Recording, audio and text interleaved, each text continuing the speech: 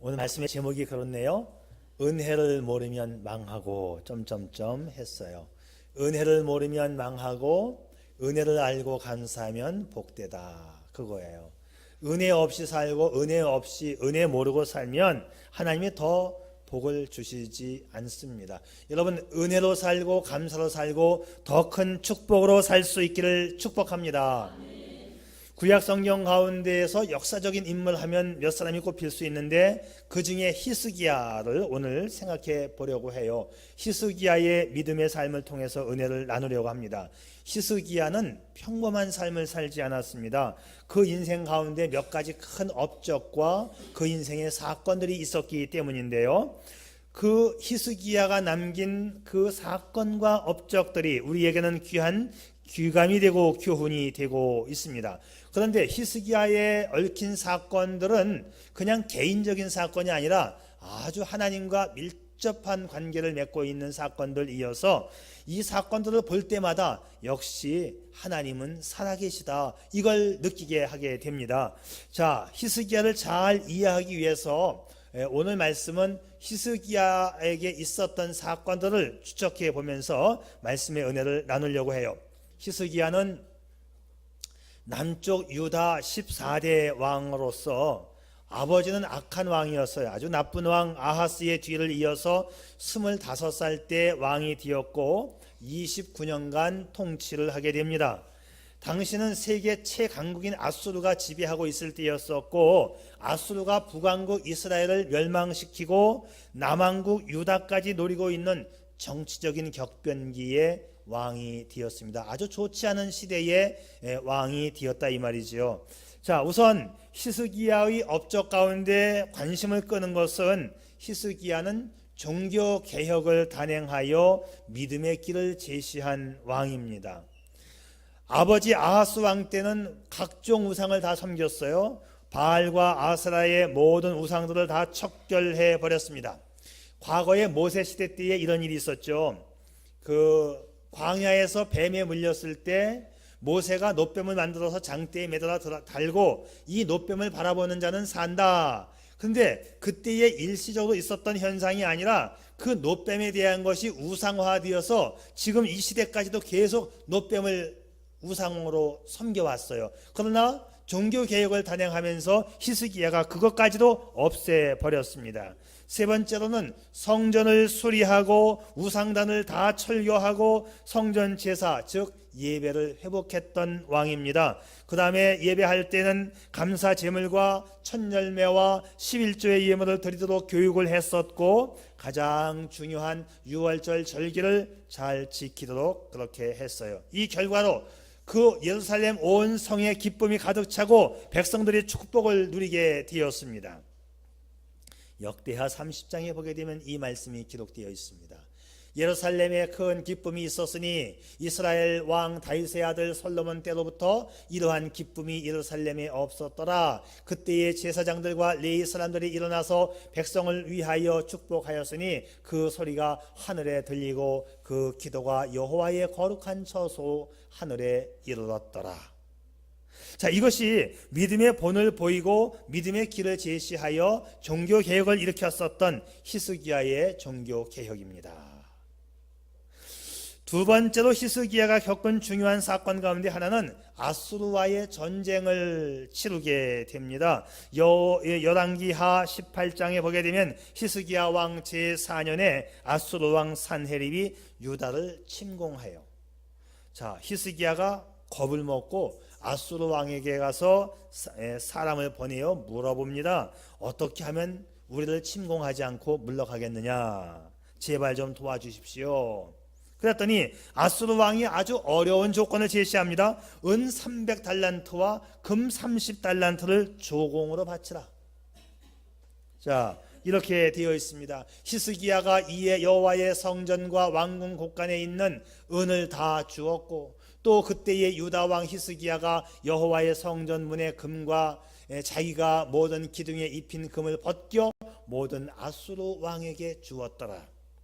여기까지는요, 히스기야 왕의 실수입니다. 범죄입니다. 왜? 하나님 앞에 기도하지 않고 조공을 바치면서 용서해달라고 빌었던 것입니다. 여러분, 문제가 생기면 하나님 앞에 와서 기도해야 되는데 절간에 찾아가서 이거 시주하면서 부처님께 불공 드리는 거하고 똑같은 거예요. 자, 그런 식이에요. 지금 우리나라를 침공하지 말라, 그래서 거기서 말하고 있는 은 300달란트와 금 30달란트를 주면서 우리를 봐달라고 했던 것은, 이것은 실수요, 이것은 범죄입니다. 근데 조공을 바쳤는데도 산헤립이 돌아가지를 않고 하나님을 모독하고 히스기야를 계속 농락합니다. 그제서야 히스기야가 선지자 이사야의 말을 듣고 철저히 하나님 앞에 나와서 회개하고 주의 종 이사야에게 기도를 부탁하면서 성전에 올라가서 기도하기를 시작합니다. 히스기야는 아수르의 이 산헤립이 예루살렘을 포위해서 진퇴양난에 빠졌을 때 하나님 앞에 나가서 엎드려 열심히 기도했어요. 천하만국이 하나님의 소유권인 것을, 하나님 아래에 있는 것을 보여주시옵소서. 그래서 이 민족으로 하여금 살게 해 주시옵소서. 산헤립 백성들이 물러가게 해달라고 기도했던 것이죠. 이렇게 온 밤을 지새워 기도했더니 그 다음날 아침에 보니까 산헤립의 군대가 18만 5천 명의 군대가 하루아침에 송장이 되었다고 성경은 기록하고 있습니다. 열왕기하 19장 이하에 보게 되면 이렇게 되어 있어요. 이 밤에 여호와의 사자가 나와서 아수르 진영에서 군사 18만 5천 명을 친지라. 아침에 일찍이 일어나 보니 다 송장이 되었더라.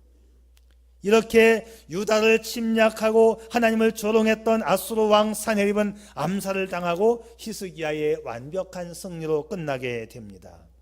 세 번째 사건은 오늘 본문에 나와 있는 사건인데, 히스기야가 병들어 죽게 생겼어요. 오늘 본문 1절입니다. 그때에 히스기야가 병들어 죽게 되매 아모스의 아들 선지자 이사야가 그에게 나와서 그에게 이르되, 여호와의 말씀이 너는 집을 정리하라. 내가 죽고 살지 못하리라. 아니, 지금까지 승승장구하던 히스기야가 죽을 병에 걸렸다는 거예요. 너는 집을 정리하라. 내가 죽고 살지 못하리라. 그런데 오늘 말씀이 그때에로 시작하죠. 처음 시작이 그때에. 그때가 언제입니까? 과거에 종교개혁을 단행하여 하나님 앞에 인정받았고 하나님께 기도하여 아수르와의 전쟁에서 이기고 산헤립이 죽은 다음, 그러니까 모든 문제가 다 해결되어지고 평안이 찾아왔을 그때에 그런 얘기예요. 전쟁에서 이기고 병고침 받고 다 된 후에 승승장구하고 평안했을 그때에 히스기야가 죽을 병에 걸렸다. 절대절명의 위기에서 도움받고 건진받은 하나님의 큰 은혜를 경험하고 난 다음에 이와 같은 일이 발생했다는 것이죠. 자, 히스기야가 죽을 병에 걸렸을 때가 나이가 39세 한창일 때, 그의 삶에서 전성기를 구가할 그때의 병에 걸렸습니다. 모든 것이 잘 되고 있을 때에 하나님께서 말하기를 너의 집을 정리하라. 인생의 짐을 싸라. 죽을 날이 가까이 왔다. 내가 죽고 살지 못하리라. 자, 히스기야는 역대 임금 중에서 칭송받던 사람입니다. 그에게서는 신앙과 예배가 회복되었고 우상이 제거되었고 정치 군사적인 면에서도 위기를 넘기면서 다윗 왕, 버금가는 왕으로 인정받고 있었을 그때에 내가 죽을 거다, 이런 청천벽력 같은 소리를 듣게 됩니다. 그러면 어찌해서 이 히스기야에게 이런 일이 생길까요? 자, 그런데 이 병을 가만히 제가 조사해 보니까 하나님이 주신 병에 틀림이 없어요. 어느 날 갑자기 노환에 의해서 이렇게 찾아온 병이 아닙니다. 이 죽을 병에 대한 최후 통첩자가 누구냐 하면 선지자가 찾아와서 너는 죽을 거야, 이렇게 말했어요. 선지자가 찾아와서 일러준 이 사건, 너는 집을 정리하라. 내가 죽고 살지 못하리라. 결국 이 분명한 사실은 하나님께서 주신 병이라는 것이죠. 우리가 말이죠, 하나님의 사람도 은혜 받은 사람에게도 이러한 위기가 어떠한 연유에서인지는 모르지만 찾아올 수 있다는 것을 성경이 우리에게 말씀해 주고 있습니다. 때로는 하나님이 시험을 주실 수도 있고 때로는 사탄 마귀가 찾아와서 시험을 줄 수도 있습니다. 자, 중요한 것은 이 위기와 고통과 시련이 누구에게서 왔는가를 우리가 아는 것이 중요해요. 하나님이 주시는 시험은 목적이 교육적인 목적을 가지고 있습니다. 그래서 이 시련과 고통을 잘 견뎌내면 은혜와 평강이 찾아오고 축복이 찾아와요. 그런데 마귀가 주는 위기와 고통과 시련은 교육적인 목적이 아니라 우리를 파괴할 목적으로 찾아옵니다. 마귀가 주는 것도 당연히 사탄아 물러가라, 우리가 이겨내야 되는 것이지요. 자, 그러나 마귀가 주는 시련, 유혹에 대해서는 축복이 임하지 않습니다. 물론 우리의 믿음은 더 성숙해집니다. 성경은 우리의 삶이 마귀와의 싸움이라고 말하고 있지요. 우리는 계속해서 마귀와 싸워가는 신앙을 키워가야 합니다. 하나님은 우리의 신앙을 키워가는 방법으로 때때로 마귀를 사용하기도 해요. 욥이 그랬죠. 사탄을 통해서 우리에게 시험을 주기도 한다, 이 말입니다. 여하튼 우리는 이겨내야 합니다. 근신하라, 깨어라, 너희 대적 마귀가 우는 사자와 같이 돌아다니며 삼킬 자를 찾나니. 자, 우리는 마귀의 유혹도 이겨내어 신앙으로 승리해야 하지만 하나님께서 주시는 위기와 고통과 시련을 이겨내면 반드시 놀라운 축복이 있음을 믿으시기를 바랍니다. 오늘 본문이 그와 같은 예예요. 자, 이렇게 되어 있죠. 그때에 히스기야가 병들어 죽게 되매 아모스의 아들 선지자 이사야가 그에게 나와 그에게 이르되 여호와의 말씀이 너는 집을 정리하라, 내가 죽고 살지 못하리라. 명백하게 하나님이 주신 시험입니다. 선지자를 통하여 들려온 메시지가 이렇게 증명합니다. 이 시험 앞에 히스기야가 어떻게 했죠? 하나님 앞에 성전에 나와서 무릎 꿇고 기도했어요. 히스기야는 즉각적으로 기도의 자세, 기도 모드로 바꿉니다. 우리가 기억하는 히스기야의 위대함은 그가 위기 상황에서 기도함으로 고침받았다는 거예요. 자, 히스기야는 기도로 자기의 병을 고치고 생명을 15년 더 연장받게 되지요. 죽을 병을 고치게 되었습니다. 이사야를 통해서 주신 하나님 말씀을 듣고서 얼굴을 벽 쪽으로 돌리고 주님 앞에 기도합니다. 주님, 제가 지난 날 진실하게 살아온 것과 온전한 마음으로 순종한 것과 주님 보시기에 선한 일을 행한 것 있지 않습니까? 그것을 보아주시고 그것을 기억해 주시기를 간구하면서 한참 동안 흐느껴 기도했던 히스기야입니다. 여러분, 우리에게도 이러한 기도가 필요하지 않을까요? 내가 진실과 전심으로 주 앞에 행하며 주께서 보시기에 선하게 행한 것을 기억해 주세요. 이것이 히스기야의 기도의 내용입니다. 하나님, 내가 열심으로 살아왔지 않습니까? 내가 열심으로 하나님 섬기지 않았습니까? 내 믿음을 보아서 하나님 나를 용서해 주세요. 그렇게 기도했던 거예요. 기도의 방법은 뭐냐면 히스기야가 심히 통곡하였더라, 울면서 기도했다는 거예요. 히스기야의 기도를 하나님께서 들으셨고 그때에 이사야 선지자가 왕의 신하들에게 무화과 반죽을 가지고 와라. 그래서 이 무화과 반죽을 왕의 상처에 바르니 병이 낫게 됐다고 말합니다. 아주 흥미로운 부분입니다. 그가 하나님께 기도한 내용을 보세요. 내가 전심으로, 진실과 전심으로 주 앞에 행하며 주께서 보시기에 선하게 행한 것을 기억해 주세요. 여러분, 이 말씀이 좀 와닿지 않습니까? 히스기야는 말이죠, 자기 삶의 내용과 믿음을 기억해 달라고 하면서 기도했어요. 그러니까 평상시에 믿음 생활을 잘 했다라는 것이지요. 우리도 말이죠, 이 히스기야처럼 하나님 앞에 당당히 요청할 수 있는 우리 삶의 내용과 믿음이 있기를 축복합니다. 하나님, 내가 주일 잘 지키고 하나님, 내가 하나님 앞에 말씀 잘 지키면서 내가 신앙생활 잘 했지 않습니까? 내 신앙생활을 봐서라도 하나님 나를 살려주세요. 이런 기도에 몸부림이 있어야 한다, 이 말이지요. 무슨 얘기냐면 평상시에 신앙생활은 엉망진창을 해놓고 문제가 생겼을 때 하나님 하면 그 기도 하나님이 들으실 가능성이 없다는 이야기예요. 오늘 히스기야는 그렇게 얘기합니다. 내가 진실과 전심으로 주님 앞에 행하며 주께서 보시기에 선한 것을 내가 행하지 아니하였습니까? 우리도 하나님 앞에 당당히 요청할 수 있는 평상시의 삶의 내용과 믿음이 있어야 돼요.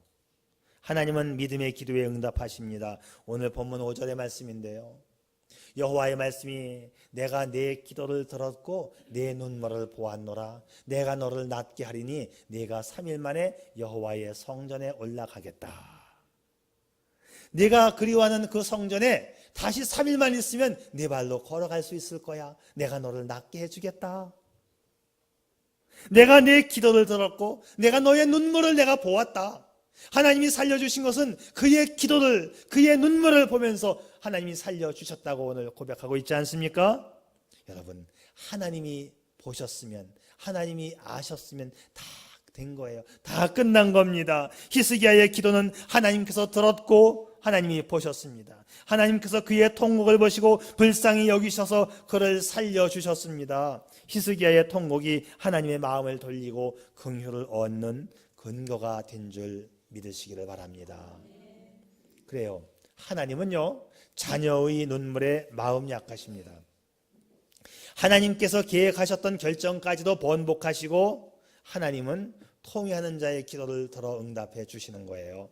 하나님은 건성으로 쉽게 하는 기도 듣지 않습니다. 하나님은 눈물의 기도, 통회하는 기도를 들으십니다. 하나님은 상한 마음에 간절한 기도를 들으시는 분이에요.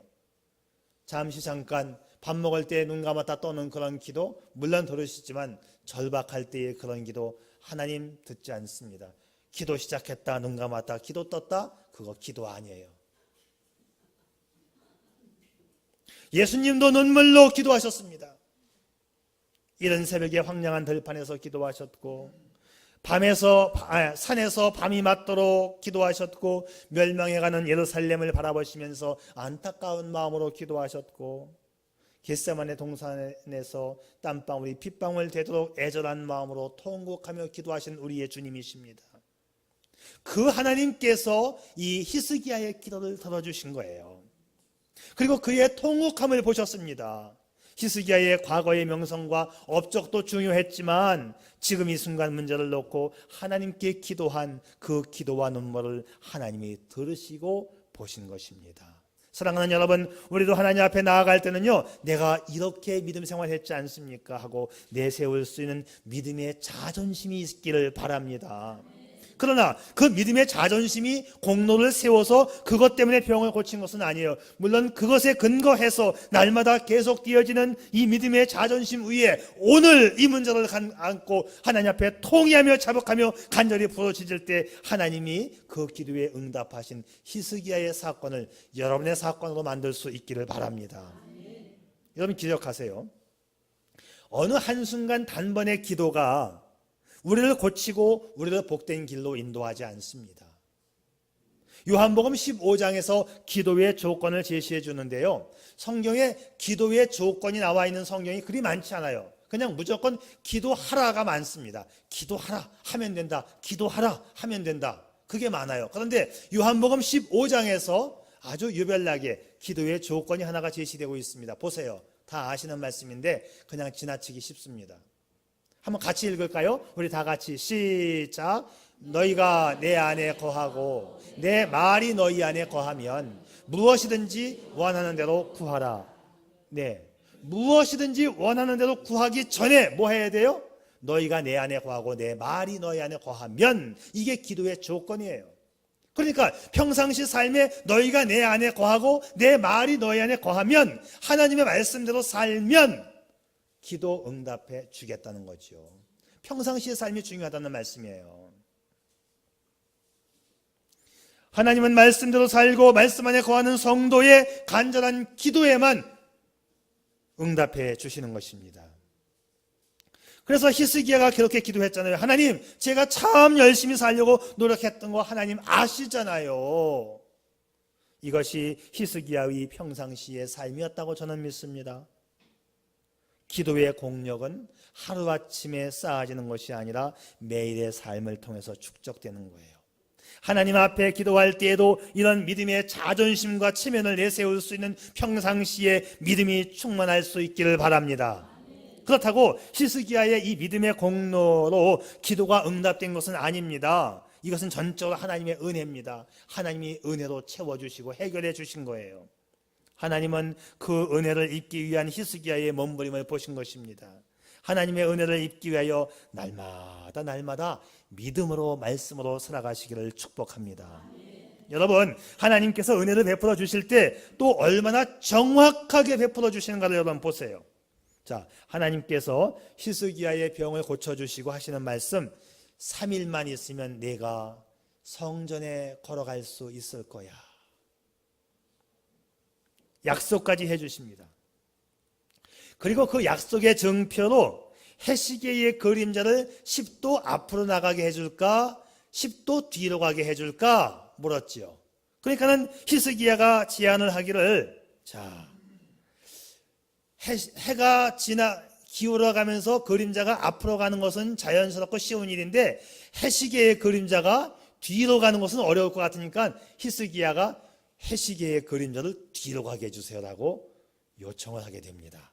자, 9절 말씀 볼까요?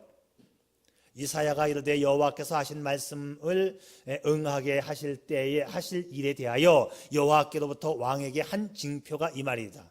해 그림자가 10도를 나아갈 것이니까 혹 10도를 물러갈 것이니까 하니까 이때 히스기야가 제안을 하기를, 히스기야가 대답하되 그림자가 10도를 나아가는 것은 쉬우니 그리할 것이 아니라 10도가 뒤로 물러갈 것이니라. 물론 해시계의 그림자가 10도 앞으로 성큼 가는 것도 어려운 일이에요.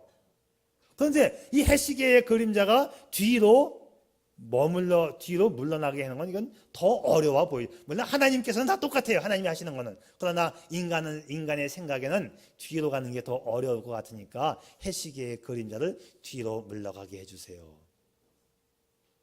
예수 안 믿는 사람들이 보게 되면 이 사건 정말 아주 웃기는 사건입니다. 여러분, 해시계가 앞으로 10도를 껑충 뛰어가거나 뒤로 가는 것은 뭐예요? 지구가 자전을 하면서 해시계의 바늘이 옮겨가는 건데, 해시계의 바늘이 뒤로 갔다는 얘기는 지구가 자전을 하는 이게 돌아가다가 멈추어서 반대로 돌았다는 이야기예요. 아니 세상에 지구가 반대로 돌다니.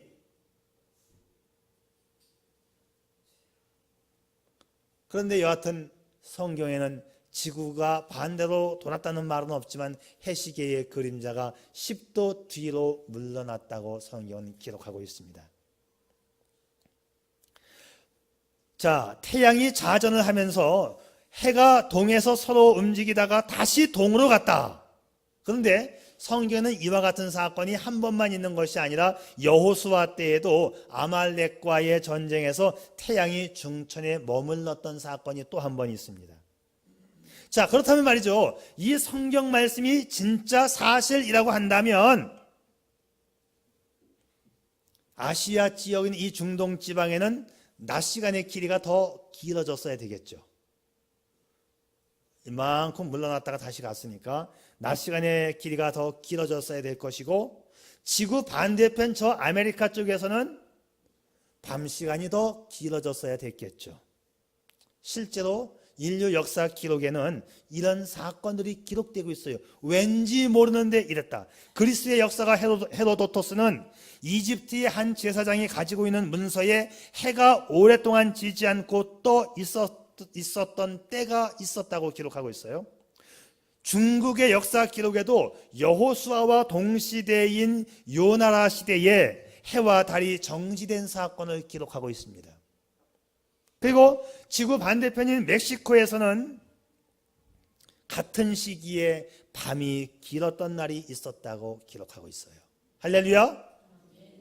자, 히스기야의 눈물의 기도는 그의 병을 고쳤고 그 증표까지 보여주셨습니다. 하나님은 이렇게 당신의 약속이 진실됨을 보여주셨습니다. 자, 병 고침까지 얻었어요. 그런데 문제는 뭐냐면 모든 문제가 다 해결되고 나니까 히스기야가 다시 교만하여 은혜를 상실하게 됩니다. 오늘 본문의 제목이 뭐죠? 말씀의 제목은 은혜를 모르면 망하고. 성경을 계속 읽어보게 되면 히스기야가 은혜를 간직하지 못하고 교만해졌어요. 기도의 응답을 받고 생명이 15년 동안 연장을 받았는데 놀라운 기적을 체험한 히스기야가 왜 끝까지 하나님의 사람으로, 믿음의 사람으로 살지 못했을까? 이것이 오늘 우리에게 중요한 교훈입니다. 은혜를 모르면 망하고, 은혜를 모르면 망하고, 히스기야가 하나님의 은혜를 구할 때에 자신의 삶을 담보로 해서 기도했습니다. 하나님, 내가 진실과 성실로 살아온 것 아시잖아요. 하나님 도와주세요 라고 기도했지요. 그런데 기도의 응답을 받은 후에 자기 삶에 대한 자부심이 있었던 것 같아요. 그렇지, 내가 생명 15년 연장 받은 것은 내 삶 때문이야. 내가 이렇게 진실과 성실로 살아왔기 때문에 하나님이 나를 도와주신 거야 라고 하는 자기 자신의 자만심이 있었습니다. 어쩌면 히스기야는 그의 기도의 응답을 착각했을지도 몰라요.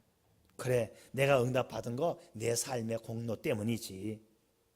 아마도 그런 자기 교만에 빠진 것 같습니다. 오늘 말씀을 보충 설명해 줄 수 있는 성경 구절이 있습니다. 역대하 32장 이하에 보게 되면 모든 것이 다 해결받은 이후에 히스기야의 모습을 말해주고 있어요. 그때에 히스기야가 병들어 죽게 되었으므로 여호와께 기도하며 여호와께서 그에게 대답하시고 또 이적을 보이셨으니 히스기야가 마음이 교만하여 그 받은 은혜를 보답하지 아니하므로 진노가 그와 유다와 예루살렘에 내리게 되었더니. 그가 어떻게 해서? 그가 병들어 죽게 되었을 때 기도하여 이적을 보았는데 마음이 교만해서 받은 은혜에 보답하지 아니하므로 진노가 그와 유다와 예루살렘에 임하게 되었다는 것입니다. 그러면 히스기야가 어떤 교만의 죄를 저질렀을까요? 자, 히스기야가 병들었을 때에 이 소문을 듣고 바벨론 왕 브로닥 발라딘이 편지와 예물을 히스기야에게 보내왔어요. 그러니까는 병이 나은 히스기야는요, 그의 사자들에게 궁정의 보물을 막 보이면서 자랑을 해요. 내 이 병이 나은 것은 하면서 내가 이렇게 잘 통치했기 때문이고 우리 왕궁이 이렇게 화려하다는 것을 자랑을 했다 이 말이죠. 하나님의 은혜로 내가 지금 살았고 하나님의 은혜로 내가 병고침 받았다는 것을 자랑한 것이 아니라 내가 통치 잘하고 내가 믿음 생활 잘했기 때문에 나라가 이렇게 부강하게 되었다는 것을 자랑을 했다 이 말이에요. 여러분, 사람이 참 간사하지 않습니까? 아침 저녁으로 달라요. 병 걸렸을 때는 하나님 앞에 기도하다가 병 고침받고 나니까 그럼 그렇지, 내 믿음 때문이야.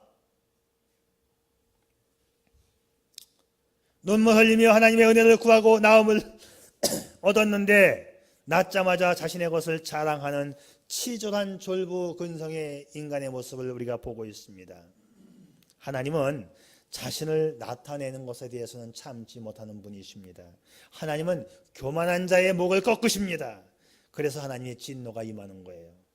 여기서 우리에게 주시는 이 교훈의 말씀이 있습니다. 하나님께서 히스기야에게 은혜를 베풀었을 때에 그는 교만하지 말았어야 했습니다. 자신의 공적이 아닌 하나님께서 베푸신 은혜에 감사해야만 했었습니다. 오늘도 우리가 깊이 명심할 것은 이 교만이라고 하는 놈은요, 조금만 방심해도 나를 찾아오는 거예요.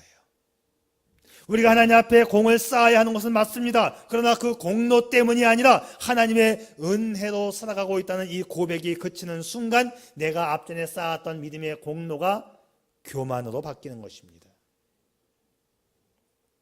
만일 우리가 우리의 공로를 가지고 구원을 받는다면요, 천국은 천국이 아닐 거예요. 공로 가지고 천국 간다고 해보세요. 천국에 가면 몽땅 다 자기 공로로 왔기 때문에 공로 자랑하는 사람들만 막 모여드는 겁니다. 잘난 척하는 사람들만 천국에 다 왔을 거예요. 어떤 사람은 명함에다가 자기 공로를 적어갖고 다니면서 내가 천국에 온 것은 이 명함 좀 보라고. 천국은 그런 사람의 것이 아닙니다. 우리의 공로로 하나님의 은혜를 받는 것은 아니지만 하나님의 은혜를 입은 사람은 우리의 공로를, 우리의 공적을 쌓아가는 신앙생활을 해야 하는 것입니다. 여러분, 신앙생활 쉽게 하려고 하지 마세요. 그 안일함, 쉬운 공적, 그것은 바로 교만입니다. 하나님 앞에 진실된 모습으로 믿음의 길을 걸어갈 수 있기를 축복합니다. 그래서 신앙생활이 뭐냐 하면 제가 이건 뭐라고 표현할까 하고 설교 준비하다가 한참을 생각했는데 신앙생활은 어린아이가 첫 발을 띄면서 아장아장 걷는 거하고 똑같은 거다. 어린아이가 우리의 자녀들이 손주들이 따따를 쓰다가 한 발짝 뛰면은 신나가지고 난리가 나지요. 한 발짝 뛰었다고, 한 발짝 뛰었다고. 짐승은 태어난 지 30분 이내에 다 걸어 다녀요. 인간은 거반 한 10개월에서 1년 돼야 한 발짝 뛰는 거 가지고 온 집안이 난리가 납니다. 그런데 어린아이가 한 발짝을 뛰면 그게 신기해갖고 그때부터 부모는 자랑이 이제 막 걸쳐지는 거죠. 우리 애가 걸음마를 했다고. 그러나 뒤뚱뒤뚱 걸을 때 부모는 뒤에서 손을 받쳐들면서 넘어질까 쫓아가지 않아요. 그게 신앙생활이에요. 언제 넘어질지 모릅니다. 우리의 신앙생활은 뒤뚱뒤뚱 아슬아슬 걸어가는 이 아이의 걸음마와 똑같은 것이 우리의 신앙생활이에요. 여러분, 그래서 우리의 신앙을 잘 간직하기 위해서 영적으로 긴장해야 됩니다. 언제 깨어질지 몰라요. 언제 무너질지 몰라요.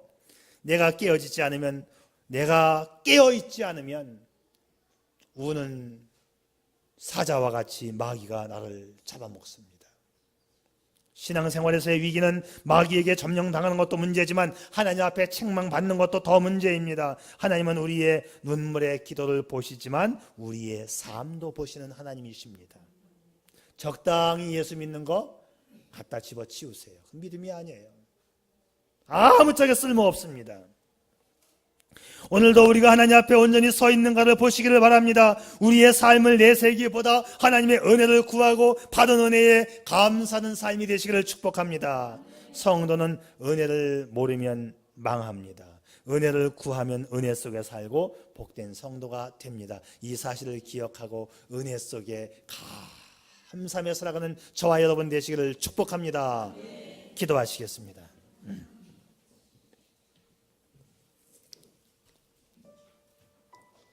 성도의 삶에도 위기는 찾아옵니다.